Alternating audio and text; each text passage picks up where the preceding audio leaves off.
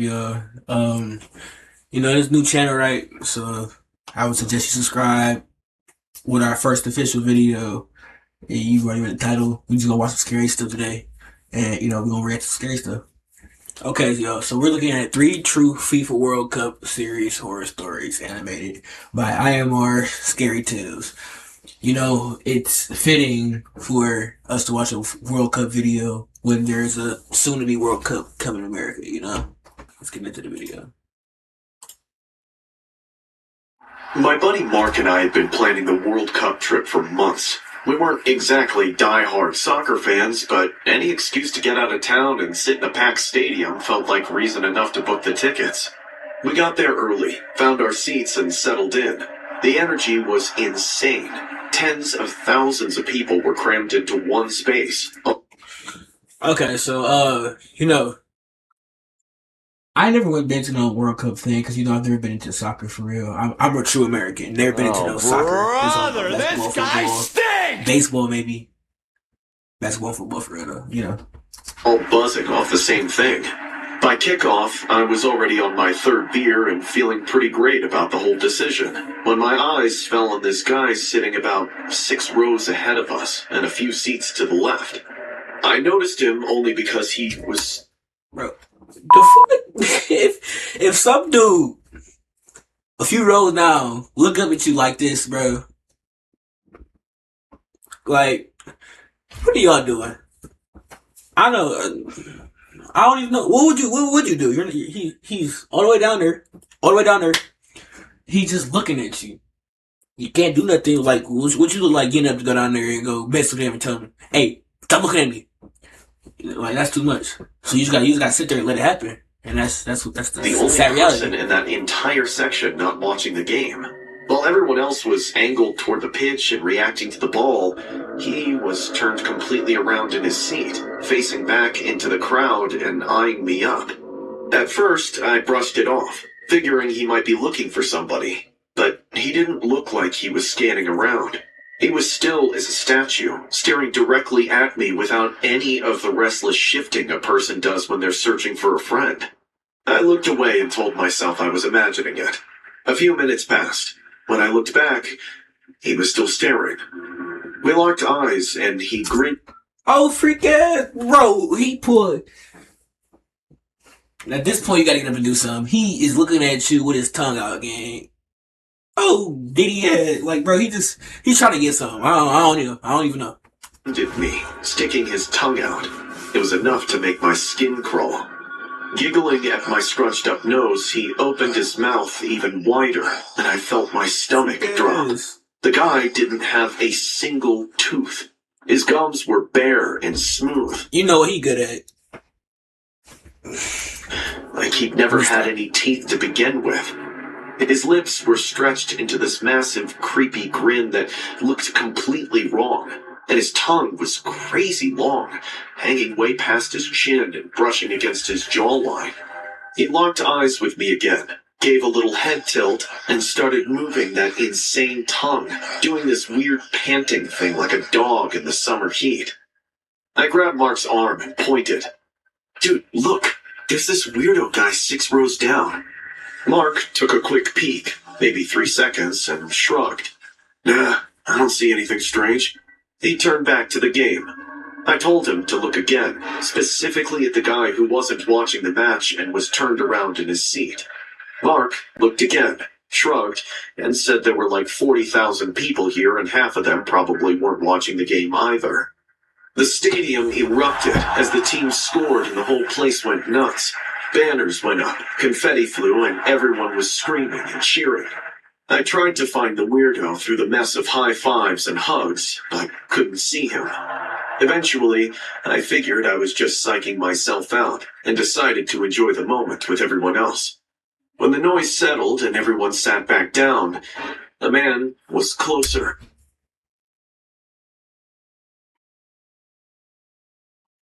Bro, what is he? Bro, he just said he moved up a row to look at you and flick his tongue back and forth and show you all his gums. Hey, bro, I think he trying to get a little something from you. I don't know. He jumped 4 rows and was sitting in a spot he definitely had not been in before. My hand tightened on my cup. As time progressed, it kept happening. Every goal scare, every eruption where the crowd pulled my attention to the pitch for 3 seconds, he moved. By halftime, he was close enough that I could see him clearly. The tongue was still out and moving. His eyes hadn't blinked once in the entire time I'd been watching him. He was surrounded by normal people eating nachos and checking their phones. Bro. How you gonna sit there with a dude in your face looking like that? He's in your face looking like that. And you just gonna sit there eat a bag of chips. I know you can see him in your peripheral. I can like see right here. And you right about the game. You don't even care. It's just a normal. This cannot be a normal occurrence for you, bro. Not a single one of them reacted to him. I leaned over and asked the guy sitting next to him if he knew him. He looked at me, glanced at the seat beside him, and asked if I... Damn, nigga, you're schizophrenic. Come on, sir. We can't. You out here, you just crazy, bro. You going crazy. You probably a little schizophrenic, bro. Ain't no man right there. Was high or something. Or everybody else just losing. I was losing my mind. When the second half started, he was 3 seats over, right in my row. My heart started hammering, and I was barely breathing. I could actually hear his soft, steady panting, like someone breathing heavily in a closet. I practically clawed at Mark's arm and kept saying his name until he finally turned. What the fuck, dude? There's this really weird guy 3 seats over. The seats are empty. There's no one there, Jason. But he was. The man leaned forward and shot that tongue out, making it even longer than I'd seen. We gotta address more than one thing. First off, what the fuck? Like, bro. Second off, you have to be considered. Everybody around you doesn't notice this dude, but you. Your friend is sitting next to you, he doesn't know this dude. You're making this up. Like, come on, Yeah. man. He let out this little awful giggle at me freaking out and whistled.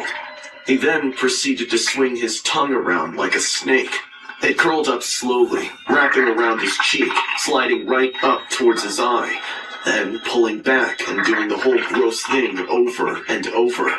I was horrified.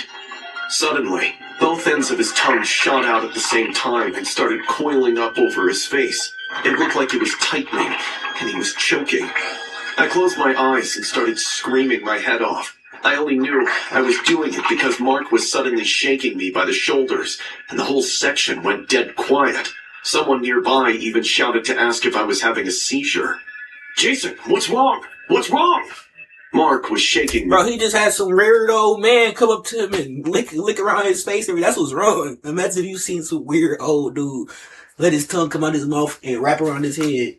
Got me smacking my headphones off, bro. Like, that's wild. I opened my eyes and pointed at the seat, but it was empty. My mouth dried up.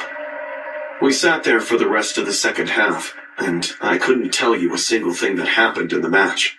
I was watching that seat.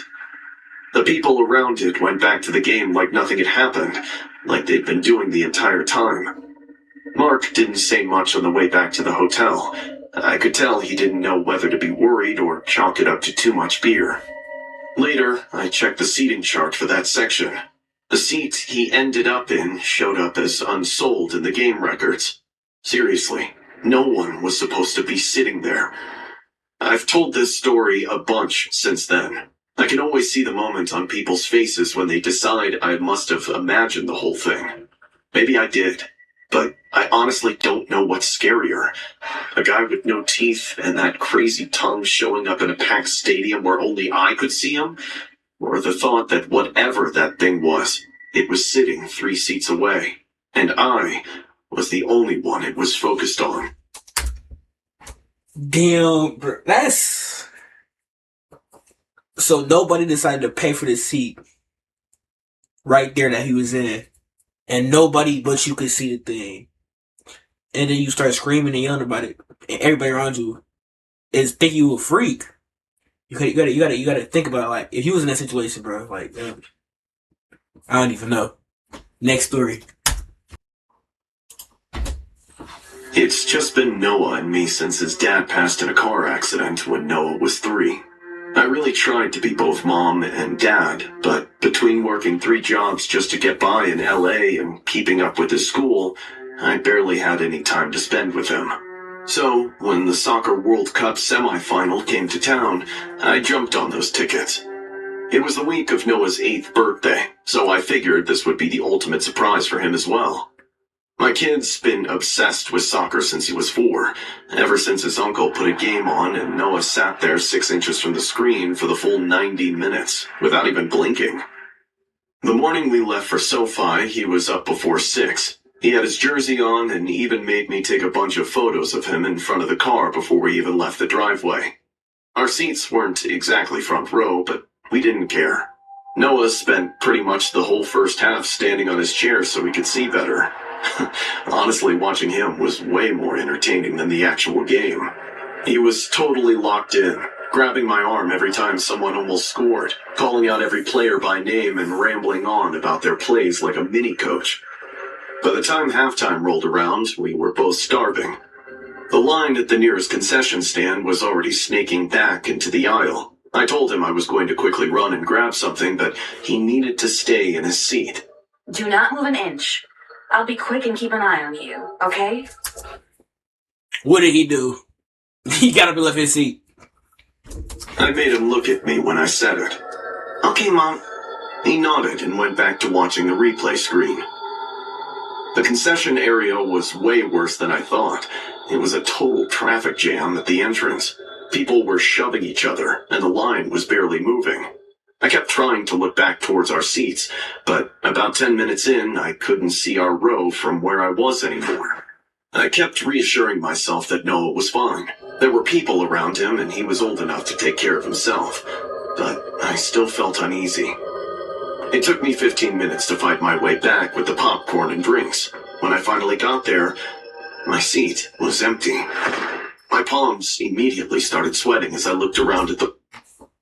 Bro, what did I tell y'all? He got up and left. I'm pretty sure he probably went down there close to the game where somebody come and snatched him up. But I don't even know. Rows, the aisle, and the concourse behind me. I shouted his name. The woman right next to our seats looked up. Have you seen my son? He's this tall and he's in the red jersey. Oh, the kid? He went towards the exit tunnel with his dad. Your man said he'd get him some ice cream. My eyes widened and my blood went cold. I spotted them before she could even finish her sentence. No. Ain't his dad dead? He just walking over some weirdo, shady dude. Thinking that's his dad. But I can't remember the start if he was like, if his dad, or if he even knew his dad before he died or something. I don't even know. Noah was heading straight for the tunnel, holding hands with some guy I didn't recognize. The man was wearing one of those dark blue stadium jackets you see at every merch booth. Instead of running or doing anything suspicious, he was walking like he really was Noah's father. My son was looking up at him, chatting away innocently. I lost it and screamed Noah's name at the top of my lungs. Noah whipped his head around, but the guy didn't even slow down. He gave one quick glance back before dragging Noah into the corridor and picking up the pace as they disappeared. I climbed over the seats in front of me to get there faster. I sprinted down the corridor, through the ramp. Man, what is this goofy ass running for, bro? Like, bro, why are you running? Fucking, this nigga, you not even running for, you just skedaddling. And into the dim half-light of the parking structure. My lungs were on fire, and my heart was pounding, but I didn't stop. My son needed me. The noise from the crowd inside the stadium became muffled. Everything got quieter and darker at the same time. They were about 30 feet ahead of me. I screamed Noah's name again, and this time he tried to stop and turn around. But the man yanked his arm and pulled him forward without breaking stride. I caught up to them in the parking garage and grabbed Noah's free arm. I yanked hard. My son started crying, completely freaked out and confused. The guy dug his fingers into Noah's arm, and my son let out a scream that made my skin crawl. I swung for the guy's gut, but he was too quick. Got her shit lit up. Ah! Right in her shit. He clocked me right in the jaw. I heard a crack, and everything went white for a second as pain exploded through my face. I barely had enough time to react before he landed another punch straight to my nose. I'd never been hit that hard. I slammed sideways into a car and immediately tasted blood. My vision flickered. Noah was screaming somewhere nearby. The guy had him again and was trying to drag him off, but I had my hand locked onto Noah's sleeve, and I wasn't letting go for anything. He turned back, ready to hit me again, when suddenly headlights flashed around the corner as a couple of cars pulled in. The guy glanced at the lights and let go of Noah's hand. He swore under his breath and disappeared between two cars. I heard his footsteps for a heartbeat before silence fell. I dropped to the ground and held Noah. My nose was bleeding all over his jersey. Man, she got her shit rocked. He only hit it twice. Two-piece combo, bro. Her ass dripping. And he was shaking. I kept holding him until the people from those cars finally reached us. The man called the cops, while the woman helped me stop the bleeding. The police showed up and took our statements. They checked the parking garage footage and got a fuzzy picture of the guy's face, but nothing clear enough to identify him. It's been almost 2 years now, and as far as I know, they never found him. Noah still plays soccer. His love for the game won't let him stop. We haven't talked about that day in a long time, and I don't push it. But he hates crowds now and sticks close to me in public. Sometimes when I go to grab his hand, he grabs mine first. I know he's trying to get over it, but it's hard for a kid that young to process the darkness that filthy stranger showed him. I'm just grateful my son only got a glimpse of it, and not the full picture. Niggas still gotta wait though. I'd recently moved to Chicago for a promotion, and honestly, work had become pretty much my whole life. I barely knew anyone outside the office. Being 26 and 1,000 miles from home, the loneliness was seriously getting to me. I was desperate for anything familiar, so when they announced the World Cup semifinal, I booked a ticket within the hour. The day of the semifinal, I called out of work, hopped the train downtown solo, and sat there in my seat with a hamburger and a beer. The game was actually wild. Soldier Field was totally packed, and the energy in that place was exactly the kick I needed. I was so sucked into the match that I didn't realize I had knocked back 4 beers by halftime, twice my usual amount, until my bladder started bursting. I still waited until halftime before I left my seat. The lines in my section were a total nightmare. They were backed up past the concession stands and looked like at least a 10-minute wait. I figured I'd just start walking. I was sure that if I went far enough into the concourse, I'd eventually find a bathroom that wasn't totally slammed. Listening to some Coldplay through my earbuds, I ended up walking way farther than I planned. Stadium corridors are always a mess, twisting and turning in ways that make zero sense unless you already know the layout, which I didn't. I went down some ramp I hadn't seen before, and the crowd noise started dropping off. Suddenly, I was in a hallway that was dead quiet, with bare concrete walls and a buzzing fluorescent light. There were no food stands, signs, or anyone else around. I was about to turn around and head back when my eyes fell on a closed restroom door at the end of the hallway, where an older-looking security guard stood. Without thinking much of it, I walked... Bro, I need to go back to the line, bro. Like, you can go down a hallway, a dingy hallway with one fluorescent light, and see some shadowy figure and probably a messed up restroom sign. You should go walk towards it, bro. Just go back and win the line. Yeah, it's not even that worth it. It's not even worth it, game. Or go somewhere outside the city. It's not even worth it. Right up and told him I really had to go, asking if there was a line. Restroom's closed for maintenance. You'll need to head back up to the main concourse. The guard grumbled. Man, I really can't wait that long. I've been walking for 10 minutes and I'm desperate. I'd be in and out in 30 seconds.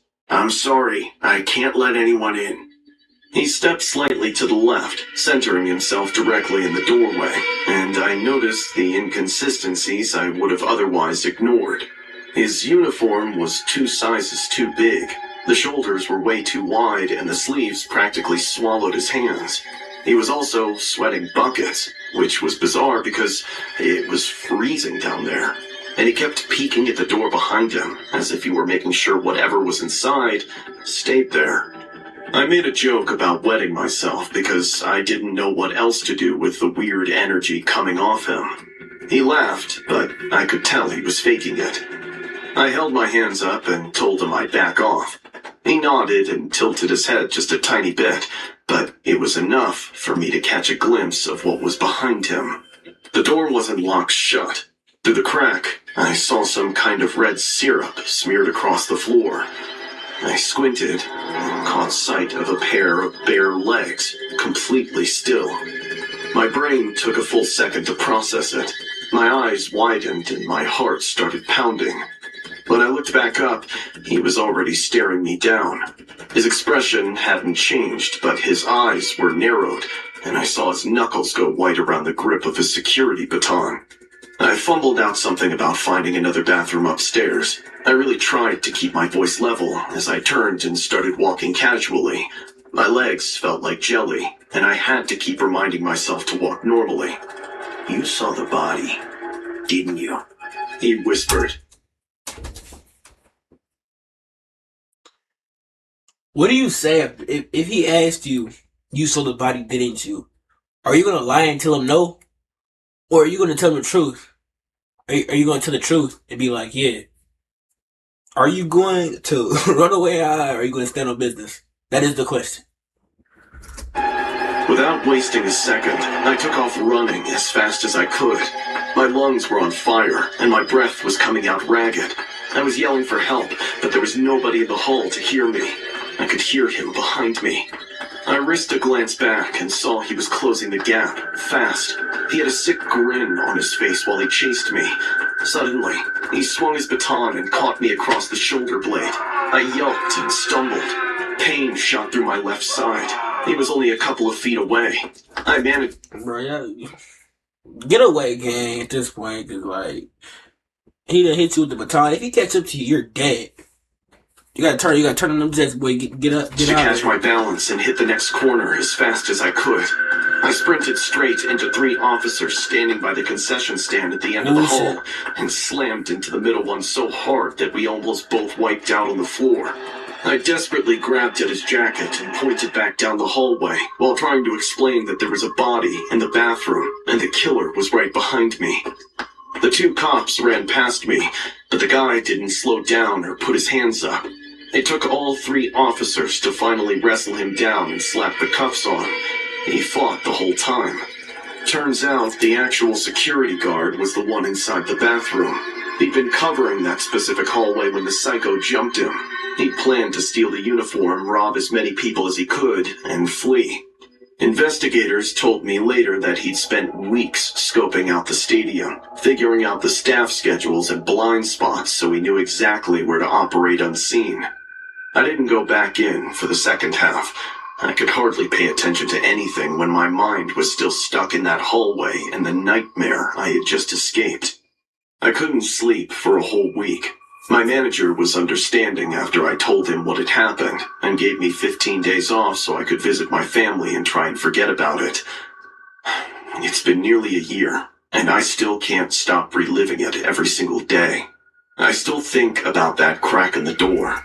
Ooh, look at them stanky ass though, bro. I know y'all see this little toe jam right, bro. He got toe jam. Ooh, nasty ass. The blood on the floor, and the innocent guy who lost his life doing his job. The darkness in the world makes me sick, and I always wonder what he would have done to me if I'd stayed frozen for 1 second longer.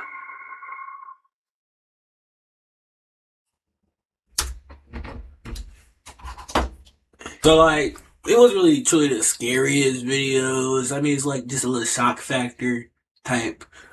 Oh, this happened, and it haunts me forever type stuff. I don't really get scared off those.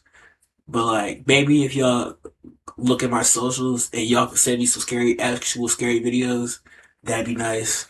But yeah, just don't go to the World Cup and subscribe to me, or you'll end up like that guy in the stadium with the old, long-tongued man.